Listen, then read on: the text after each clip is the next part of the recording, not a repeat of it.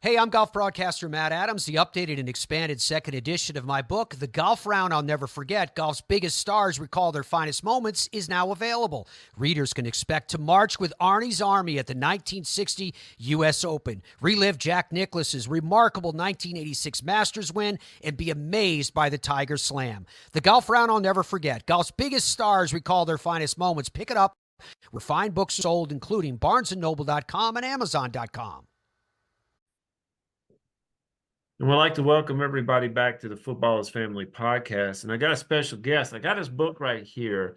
And this is on radio, or this is on audio, so you can't see it, but I'm holding his book up on the screen here. Would you like to introduce yourself and talk about your book?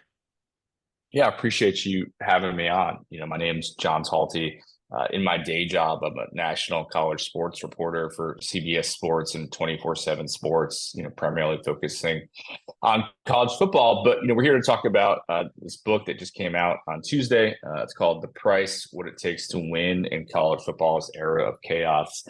And it's really a deep dive into what it's like within college football right now. We tried to focus on, key figures at every level, whether that's, big name coaches like Nick Saban and Jim Harbaugh, whether it's the NCAA president and how he's trying to prop up this organization that feels like it's going through an existential crisis, to what it's like to be a five-star quarterback when you're getting offered seven-figure deals and trying to navigate, where to go to college when you're 17, 18 years old, something that, only really this current generation, the last couple of years has even had to deal with. So, we feel like college football has gone through just tremendous amount of change in the last 3-4 years. And it was ripe for a deep dive into how we got to this moment, where it's headed, and what it's truly like from a human impact, a human toll for these coaches and players and others who, love college sports, but are facing, a lot of different challenging situations right now. Well, isn't that, John, I'll tell you this. I'm more of a pro guy. I respect and love college football, but I grew up a Vanderbilt Commodore fan where I live. So that explains a lot, doesn't it? It's tough to be a Vanderbilt fan in the SEC. You're not usually going to be at the top of the heap. No.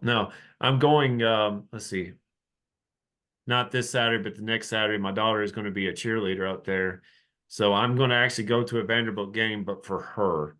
But anyway, my knowledge of college football is very limited compared to yours. I actually remember reading some of the things that you did on 24/7 Sports and CBS. I know exactly who you are now. It's just dawned on me. And I'm glad that you're on this. This is pretty cool to me. I'm nerding out just a little bit, to be honest. Let's do it. But what I understand about college football is today, Nick Saban, I believe he mentioned it, that he got out of coaching because of the NIL stuff, or part of it. And it seems like it's kind of hard. We're recruiting where Vanderbilt can't offer you seven figures, but Texas could. And it comes down to what money can you have to pay a recruit. And I've read stories about people who rather play in college and go to the pros because they'll make more money in college. There is more money to be made at times, and, perfect example. We write about this in our book. Tua Tagovailoa's little brother, Talia, played at Maryland last year. And he ended up, making, six figures, high six figures. But he had an offer, as he claims at least, that would have paid him $1.5 million to play for 1 year as a quarterback. Now he is, in the CFL, and I don't know all the salary details, but I'm pretty positive that that's a lot more than he would have made, in the CFL, or will make in the CFL. So you are seeing more guys, both college basketball and college football, maybe staying for an extra year, because in the short term, they can make more than maybe if they're drafted in the third or fourth round, whether it comes to football. So that's an interesting factor. The point you make about Vanderbilt and Texas, like in theory, Vanderbilt could spend that money, if you get a big enough booster who wants to invest major money. That's, one of the exciting things, if you look at it from a positive side, I guess, is that, if I went to Maryland, if I was a billionaire, in theory, I could give Maryland $20 million right now and say, just go buy football players. And that's something that's unique in this current era. But, what I think is interesting is that as college goes through its current, upheaval, is, and just kind of like professionally too, especially in baseball where there's not a salary cap and we don't have one in college either. Spending the most money doesn't guarantee the most success. And there are quite a few colleges, Miami and Texas A&M being, two of the biggest ones, who spent a lot of money right out of the gate. They were very excited to be aggressive and lock up talent. And it had problems. It created corrosive issues within their locker room where, guys were making, say a freshman was coming in, making a lot of money, and maybe there was a senior who was a starter who wasn't making as much money, and that led to locker room issues. So it's opened up all these other problems that, the NFL has to deal with to some extent. It's a little bit different because everybody knows it's a professional sport. College is kind of going through growing pains with it right now, and it's why a lot of coaches do want a salary cap. So it's like, give us the same rules as the NFL. Give me, hey, everybody in the SEC can spend $15 million on their roster. And if I'm Vanderbilt's coach, let me go out and I will evaluate better and I'll develop better and I'll find some sort of edge that it's not purely just a, financial arms race. But right now it is. And so some schools are leveling up, and other schools who don't have those heavy, big time boosters are struggling. And that's a tough spot for them to be in. Well, if I remember correctly, Sam Bradford, Jamarcus Russell, you go back to the 60s with Joe Namath, they get a rookie deal. Joe Namath, I think, made $400,000 or something like that for his contract. Jamarcus Russell, Sam Bradford made incredible amount of money as a rookie. And you had guys on their second contract who were making nowhere near that. So I couldn't imagine what it would be like being a senior who this just started and you're making, oh golly, it's how sad is this, $100,000 a year. And you get this freshman guy in here who's part 4 or 5 star that pulls down not only $1 million from the school, but also through, people selling him merchandise and have him the face of their franchise. I can't imagine how that would be. Yeah, it was a real challenge. And I think, like anything in life, things, they level out over time, right? We get more data, we learn from our mistakes. And, I think over the last couple of years, we're seeing, more guys get rewarded. But part of that, and we saw this, it happened to Nick Saban, and it was a deep frustration for him. And it's happened to a lot of other coaches too, where guys will come to your office and say, if you don't give me X, I'm leaving. And they're able to do that because they're not under contract. And in part because a lot of this is still kind of legal, kind of not. You're not technically allowed to pay for play, even though everyone is. So it's a murky ground for everyone, which has given players tremendous leverage and power. And I think a lot of people would say it's long deserved. They haven't been paid up until the last couple of years, at least legally. But it's created real challenges where, I think Lane Kiffin has made this point a couple of times. Imagine if in the middle of the stretch run for the NFL where the playoffs are starting, you had free agency happening at the same time. That's what happens in college football right now. When the transfer portal opens up in December and January, as teams are competing to win a national championship, they're potentially at risk to lose some of their top players. Now, you would hope if you're competing for the playoff, those guys will stay, but they don't have to, and you can lose depth players. And so right now, college football, and they're trying to change this rule currently, but as of right now, there's 2 free agency periods, one of them during the most important part of the season. And that is why, again, I think coaches are very frustrated right now. They just want, give us some rules that we can really work with and don't just let it be an unregulated, mess, which is kind of where it's at right now. The NCAA seems to be a paper tiger, really, in that sense. But if the SEC made those rules, does that mean that, the Pac-12 doesn't exist anymore? Well, it does. It has 2 teams, doesn't it? But does that mean the ACC has to abide by those rules? No, and that's what makes, college so unique too, is that there's all these little fiefdoms that like to do things their own way. And even, right now, with NIL, there are different states that have different laws. And so even in, say, the SEC, right now, for instance, in the state of Alabama, high school players cannot start making money through NIL. In other states, like in Missouri, they can. So, right now, Missouri is playing under different rules than Alabama based on their state laws, and they're in the same conference. And that's why, there's been this desire for a federal solution for a while now. It hasn't happened.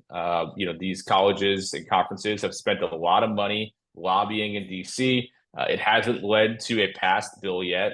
Who knows if there ever will be? But that, I think, is inherently one of the challenges right now. And, if the NCAA, kind of anytime they do anything, they're going to get sued. Anytime they're kind of turning the corner, someone's going to sue them no matter what they do. And so they've kind of been frozen in some ways in fear because they're just like, well, we do this, we're going to get sued. And so you've seen them essentially throw their hands up and say, all right, we can't really do much right now. And they're trying to find solutions. And I think they're hoping that, with the passing of the House settlement that, they'll get maybe some more power back. But as it stands right now, it's kind of a free for all. What coaches described to me, analogy that I got over and over again, it's like there's a ton of people driving 90 and 100 miles per hour on the speedway, and there's not a single cop to stop anybody. And that's kind of dangerous for everybody involved. The big thing I say that everybody here can agree on is the most positive thing to happen with this NIL is that NCAA college football is back on the PlayStation and the Xbox. Can we get an amen to that? Yeah. I mean, and that's where, think about it. That's kind of how we got to this moment, right? You Ed think O'Bannon. back to Ed O'Bannon. Yeah. And, we detail one of the chapters in our book is about Ed O'Bannon and Sonny Vaccaro, a longtime sneaker guy who, helped kind of facilitate Ed O'Bannon being the face of that lawsuit. But yeah, I mean, was a game that I know that I missed. I haven't gotten a chance to play it since the new one came out, but I have a lot of friends who have, and people love it and are having a great time with it. And I think it shows, how much passion and interest there is in college football. To get, it seems like from what I've seen, the sales numbers for that game have been pretty high. It's been okay. It's been okay. Let me tell you this, John, that my college I went to didn't have a football team, so we've been undefeated since 1869. I tell people we've never lost a game of football. But I picked Vanderbilt because you got to build a team up. You can't pick Alabama, Georgia. You have to pick a bad team. But I didn't raise the difficulty level, and I was beating Texas 100-0. I'm like, okay, maybe I need to raise the level up. Well, it didn't last very long, so I quit. I'm just telling you that there's some realistic parts on that game, and then there's other parts that are not. But anyway, back to it. Let's talk about your book, because I can get distracted here talking about NCAA football real fast. Man, it's been the last time I played that game before now. Johnny Manziel was on it, and that was a human cheat code. He was like, he was like Michael Vick back in 2001 Madden human cheat code. So tell me a little bit about your book. Tell me more, because there's 21 chapters in this, and I'm seeing a lot of interesting. I haven't had a chance to read the book, like I said, but I'm seeing a lot of different titles here that are pretty. Tell me about Oppenheimer, chapter 3. Yeah, I mean, it's kind of it's what we were just kind of talking about.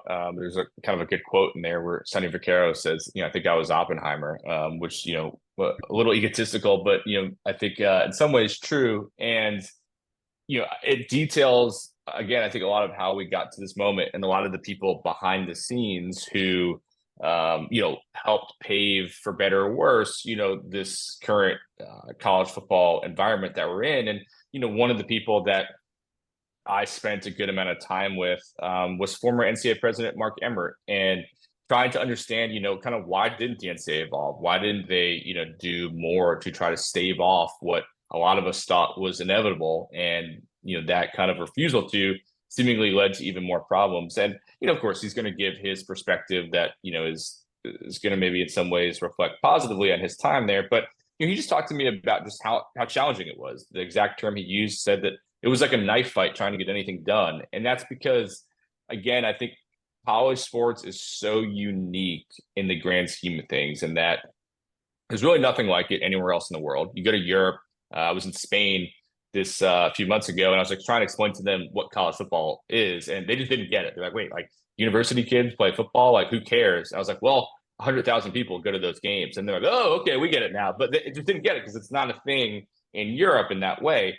And unlike the NFL, which has 32 owners, or the NBA, like there's thousands of stakeholders. You've got all these university presidents who don't really know much about college sports having a big say in college sports. And so it has inherent challenges that other professional sports don't have.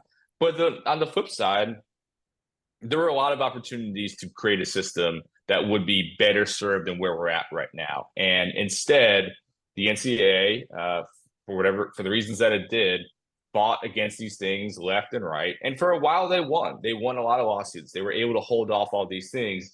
But eventually, with Ed O'Bannon, that turned. And since then, they have seemingly lost every lawsuit that they're involved in. And that's, again, as I said earlier, I think why they're afraid to do anything, because they just know they're in a current environment in which it is not going to be favorable for them to go to court, which is why they've started spending big money on settlements. But there's still more lawsuits to come, and it just doesn't feel like the NCAA has much of a legal standing right now to win many of them, if any of them. Okay, so I know you know this, and most of my listeners probably know this if they follow any type of college football. There are have-nots and have teams all over the place. Would you consider Maryland a have team or have not?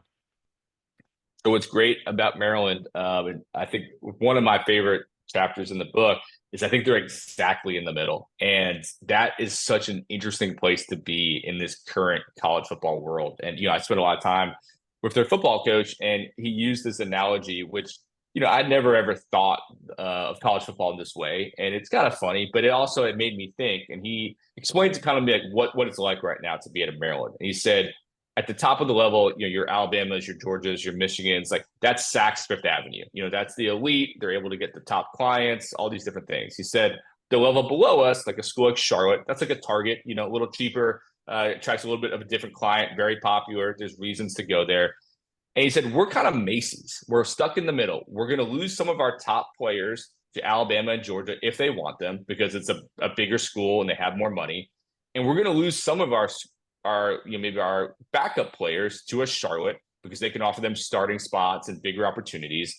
So we're getting eaten from both ends right now. And, he used a bit of a profane, quote, which I can't say in full, but essentially it's like, that's why you don't really see Macy's anymore, because it's tough to be in the middle. And so those Marylands, Rutgers, Indianas, Mississippi States, those schools that they've got some pedigree, but they're not the top dogs and they're not the little dogs. They're in a really tough spot because you're trying to spend to keep up with the top dogs, but you don't have the tradition or the natural advantages that they have. And, as Loxley told me, it's like, we either got to decide whether we want to try to level up, or maybe we need to think about leveling down, but it's just tough to survive in that middle spot. And so one of the reasons why we wanted to feature Maryland in this book, and it's part because, I have a lot of familiarity with the school as a graduate, but I think it's not just about the top dogs, right? Alabama's fascinating and we write about them, and Georgia and Texas A&M, but I think you need to know what it's like for somebody in the middle where they don't have the big NIL money and they're losing coaches and players to other places. Like, how does that guy survive? And so those are some of my favorite chapters in the book, because I think it just gives you a perspective that I think a lot of people probably haven't read yet so far. I wonder how the smaller teams, the smaller, schools survive during these things. Answer that if you would. And also, I might have been incorrect on this, but I think I remember this recently, that Reggie Bush got his Heisman back because they said that that's how that works. Do you think that there's still people who are giving $100 handshakes now to people like that? Yeah, I think that still happens. It doesn't have to happen that way, because there are legal ways of doing it. But, I've heard, I would call it, I guess anecdotally, that there are schools that still in part prefer to operate, excuse me, backtrack, not schools, boosters who would still prefer to operate underneath, the shadows underneath the table. It's a system that they know well, if they've been doing it in the past. And, there's some ways of doing that, getting somebody cash fast, maybe getting a parent or an uncle some cash. It can be a really effective way to help influence a person. So that's definitely still happening. Again, there's other ways you can do it now, which I think allows for more legitimate, hey, you're a car dealer in Austin, Texas, rather than giving a kid $100 handshake, why don't you just pay him to, do an advertisement for your dealership, and you can pay him legitimately. And so that's allowed for more of that. But yeah, it's to my knowledge, it's definitely still happening. Well, okay, let me ask you, because this is ignorant. I'm completely ignorant on this, but if you tell me this, I will be learned. if somebody did that, they went to Austin, Texas, they went to University of Texas, and they said, we want you to do a car commercial for us. Does that money go directly to that person, or does it go into a pod, or does it go to whatever? What does it do? It can either or, and that's kind of the uniqueness of the system right now, is that you can go direct.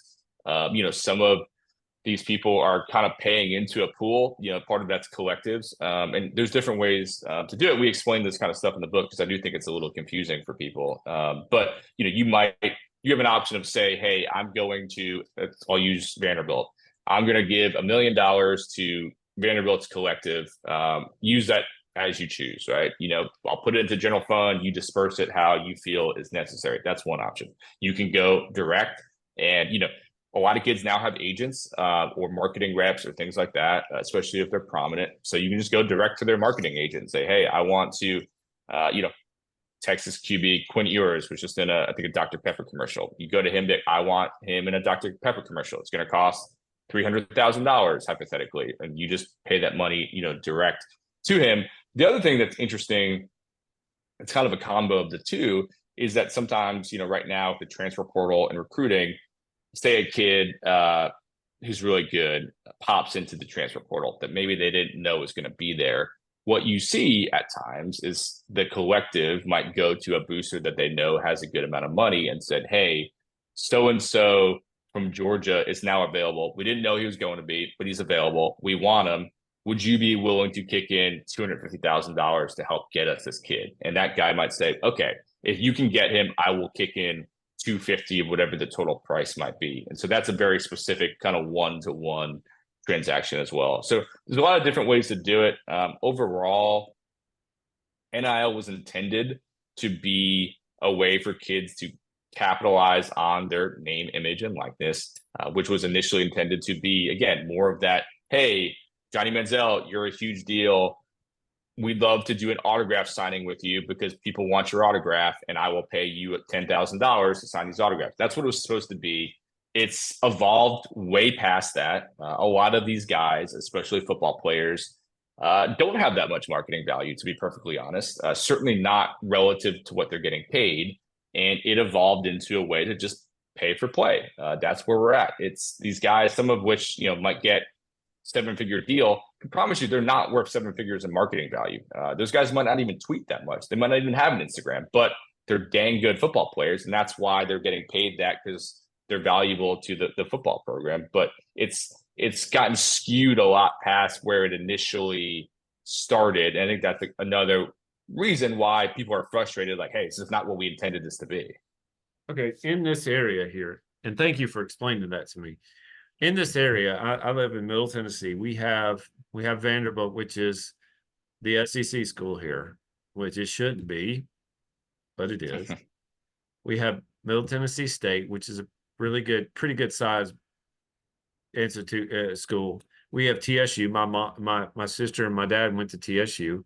It's smaller. I think if I remember correctly, Eddie George was the coach there for a while. I don't know if he is right now. We have several different colleges around the area that are small. We have Austin P, which my parents went to there. That's in Clarksville, just down the road from here. They're not on the same level as a Vanderbilt on money, SEC. They're smaller. Some of them may not even have a football team. They have basketball. That may be all they can have. Like the college I went to has basketball and baseball and softball. That's it.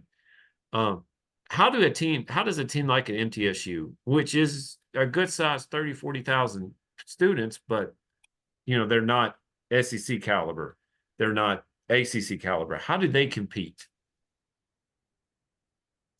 I think it's recalibrating what your expectations are. I think you have to be realistic. Now, this is not to knock Middle Tennessee State in any way, but even before NIL, I don't think Middle Tennessee State should have reasonably been dreaming of winning a national championship, right? We've got a long track record of that being essentially impossible for a school of that stature in the modern era to be able to do that.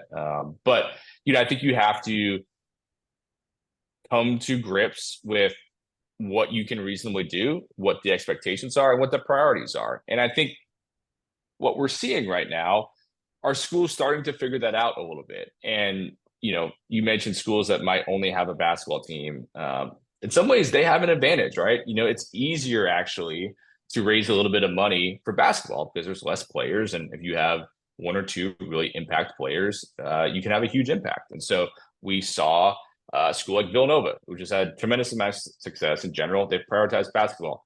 UConn, which has won the last 2 national championships. They have a football team, but they have prioritized basketball, and they've had a lot of success doing that. So there's a way of focusing, all right, we're going to invest in football, but maybe our best chance to success is really investing in our college baseball team because there's maybe a market inefficiency there where we can corner the market a little bit. Because all these SEC schools are spending all their money on football. Maybe we can get some guys that, we might not have been able to get otherwise. That's part of it. And just the acceptance that, if you're at a Middle Tennessee State and you happen to find a guy who's great, you might lose him. And that sucks. And that's just kind of the reality is that the middle of the pack to smaller schools have in some ways become a feeding ground for the bigger schools, especially in the transfer portal. A guy might go to a Middle Tennessee State, have 2 great years. He's all conference. And then Georgia's like, I really need a wide receiver. The kid in Middle Tennessee State's pretty good. Why don't we try to scoop him up? And that's what you're seeing, a lot of poaching of those kind of schools, which is deeply frustrating for them. And I completely understand that. And, until we get more ground rules and guidelines, that's not going to change, unfortunately, for the smaller schools. Well, you remember Moneyball? One of the statements in Moneyball that gets me is that the Oakland Athletics, they're going to be the Las Vegas Athletics. They basically said we're feeders for the Yankees. So I can see what you're saying on that with Middle Tennessee. And we're not going after Middle Tennessee State. That is the closest school that I can think of in this area. They are good at what they do, but are they Georgia? Are they Alabama? No. They're not. And, and we write about in the book, it's cliche, but, we write about some Moneyball stuff because I do think there's schools realize, okay, we got to do it differently. And I do think that leads to creative strategies and innovation. And you're seeing schools that are finding ways to do it without having the most money. And I think that's great. And I do think if you're able to accept, okay, this is maybe where we stand in the pecking order, but it doesn't mean that we always have to be there. Let's find ways to do things differently. That, I think leads to opportunity for different schools. And I do think, as part of this, really big period of change within college football, there are going to be some winners that maybe we don't think much about right now. There are going to be schools that are going to level up, whether it's because of the expansion of the playoff or because they find some creative new way to capitalize on this world. Like, I do think, I don't know who that school is going to be, but I do think somebody who we don't think of as a powerhouse right now is going to find a way to, be more competitive or maybe even win a national championship. The A's never did as much, attention and credit as Moneyball's gotten. They never found a way to win at all, but they were able to be in the playoffs for a long time. The Rays have done a great job of that in baseball as well. I think there could be a football version of that. Just you got to find a way to do things a little bit differently. Winning 6 games or 7 games for some of those teams are that's the goal. To me, when growing up, it was 2008 before I got to see Vanderbilt go to a bowl game. And I had to ask off work that night to go sit at Nissan Stadium in the coldest weather I've ever been to watch Vanderbilt beat, who was it? I think it was Boston College. I think it was Matt Ryan at the time was the quarterback. Was it Boston College? It was. I had here it is. Here it is. Let's see. It was, it was Boston College. The next one I saw was NC State. And that was Mike Glennon. He played at that time. But yeah, you wanted to see your team. Of course, I don't have any ties to them. It's just the team I grew up watching. And you want to see them do well. You want to see them go to a bowl game, even if it's the Mayo Bowl. You want them to go somewhere and do something. Because the next 4 months, I mean, come on, John, you know this. The next 3 or 4 months are going to depend on how we react in life. It's going to dictate everything we do. Are we going to be mad on Sundays or Mondays? It's because of our sports team. Yeah, go football, right? Yeah, and and that's why we love it, right? We care about it, and it's I grew up a New York Jets fan, so I'm used to a lot more disappointment than joy on Sundays and Mondays. Oh, come on, at least you But got a Super Bowl. I mean, I don't know how old you think I am. It was a little bit before my lifetime, No, unfortunately. no, I don't think you're that old, but I'm just saying that y'all have a Super Bowl. I have a 1 yard short. 1 yard short. But I was alive for that one, so that's a painful one. But yeah, I mean, we're all kind of gluttons for punishment, but we keep coming back, and that's why football is so great. But I think that's you need to make sure that the game continues to evoke those feelings. I think the NFL knows exactly what it is, and it is the most popular sport in the world, and is really good at keeping people invested throughout the entire year. It's 24/7, 365. I think college football is closing in on that. It's not quite to the level of the NFL, of course, but the passion is pretty high, and I think you just kind of just want to shake college football and be like, just figure it out, because there's so much to like about it, and there's so much passion, there's so much fandom. Do you think it's because there's so many teams? Yeah, it's part of it. And again, I think it goes back to what I said earlier. There's just all these different fiefdoms, and there's all these different kind of people who have a say, that it makes it hard to just get on the same page, right? And the way that I think Roger Goodell and Adam Silver and others can kind of get people in line, even if you got some loose cannons like a Jerry Jones or whatever. He's kind of able to collectively get the owners in line. It's a lot harder to do that when you have so many more constituents the way that you do in NCAA. But yeah, I mean, it's easier to pay attention to 32 teams than 132 type teams. That's, I think, part of the inherent challenge. Now, there might be only 30 to 40 teams that people really, really care about at a major, passion level. But there's still a lot of teams, a lot of games. In some ways, that makes it, more fun that we have all of these games on, Wednesday, Thursday, Friday, Saturday. There's a college football game on seemingly every day. But I do think that sometimes it kind of divides up maybe the passion that you would have for just maybe that CBS game or that Fox game or the Monday Night Football game. I'm looking forward to it. I watched more college football last year than I had in a while. And CBS, in this area, 2:30, it's SEC. I don't know what it's like where you are. Is it SEC or is it your conference? Yeah, no, I mean, hey, I'm in Alabama, so you're in Alabama. Okay. Yeah. So it's it's SEC and CBS, but here's a good example. Part of the change, the SEC is not on CBS anymore. So that you'll have this Saturday, you go to put on CBS at 2:30 or 3:30, depending on your time, and it's not going to be an SEC game, and that's going to be hard for people too. And that iconic music that we all love is not going to be for the SEC. As a CBS employee, I'm excited for their new relationship with the Big Ten. I think I'm legally obligated to say that. But there's a changing of the guard here, where the SEC is now all in with ESPN, and the Big Ten doing something that's really interesting, where they're trying to basically think you. Sorry, my daughter scared me half to death. Keep going. You're good.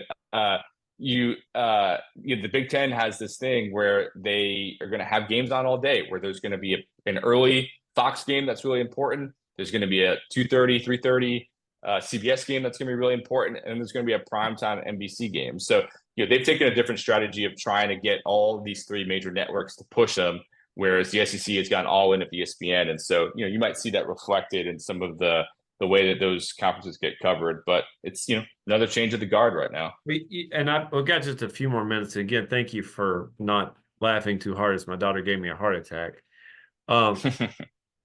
What gets me is I have a certain app. I don't think I could say it on online. I have an app that allows me to watch CBS.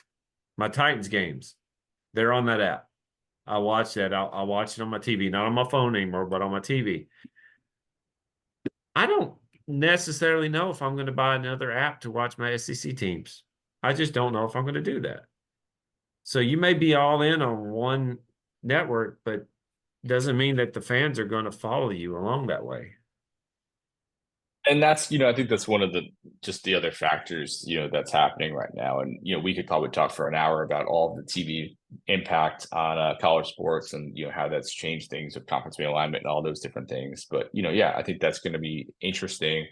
I'm sure there are going to be fans who are going to, again, wake up on Saturday and try to put on CBS and be very surprised that they're seeing Ohio State Akron instead of an SEC game. And it's going to take a moment for them to figure it out. And they're going to be wondering, where's that great SEC game? And it's going to take them a second to figure out, oh, it's on ESPN now, or it's on ABC now. And so we're all kind of going through an adjustment period until this season really fully kicks off. That just hurts my head. I'm playing the music right now, and it's epic. It is about as epic as when I was growing up, hearing Hank Williams Jr. sing on my friend, a Monday Night Football theme. Yeah. All my Ready friends are coming over tonight. It's epic to me. It's kind of like the CBS, even CBS NFL has great music. Fox has great music. Okay, I'm going to have a moment of just solace and meditation so I can get past that.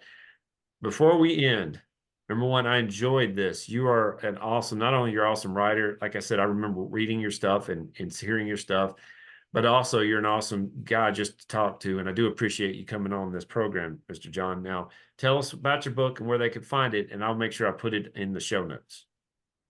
Well, I appreciate you saying that. Yeah, you can buy this book anywhere you buy books. A lot of people think Amazon is easiest. You can probably order it now and get it in your house the next day or two. But Barnes & Noble, Books A Million, which is huge in the South, as you know, and then just your independent bookstores.